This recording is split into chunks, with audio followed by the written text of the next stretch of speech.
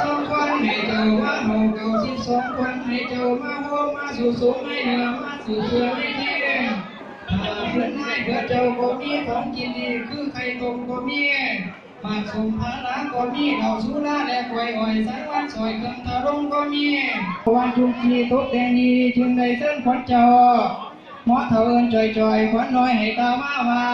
มมาเย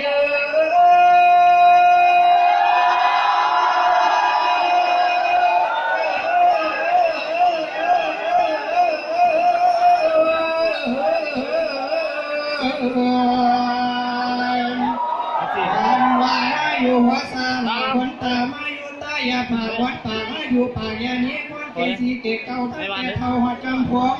จงมาส้มของใหม่คนไรแหลกตาตุ่มมันไรส้มอยู่ในเหนือมาสืบเสือให้เที่ยงตั้งขวัญตีนแหลกขวัญมือขวัญสะดือแหลกของหน่อยยากหักหน่อยมาอยู่ไว้จับตัวมาเยอะ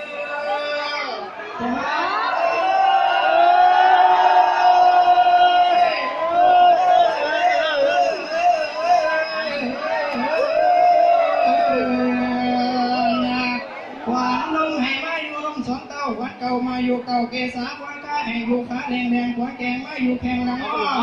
พอมาอยู่ก็อุ่นเก่าวันเก่าเลยวันข้างคนบังวันแนวบางเขี้ยวกองวันตัวผมไม่ตัวไหนมา30,000นี่วันนี้ปีเก่าหมดไปแล้วปีใหม่ไหนมาถึงพายินพงเทวันดานเรียนบนฝ่าปาตานพ่นลงมาให้มาดูในพื้นแผ่นหัวดินแดนลูกกวางให้เน่ายังอยู่ดีให้มีโชคมีไส้ประสงค์ใดขอให้ได้สมดังหมายเงินคำไรอย่าได้หน่อยลูกหน่อยซอยในเดืองพึ่งผ้ากันไฟซอนหัวหนุ่งเรื่องเหลื่อมอายุยืนยาวมันผิวพันพุทธผ่องใสองตอนคือจันทราพลังยาไม่หลาปัญญาปองลังไหล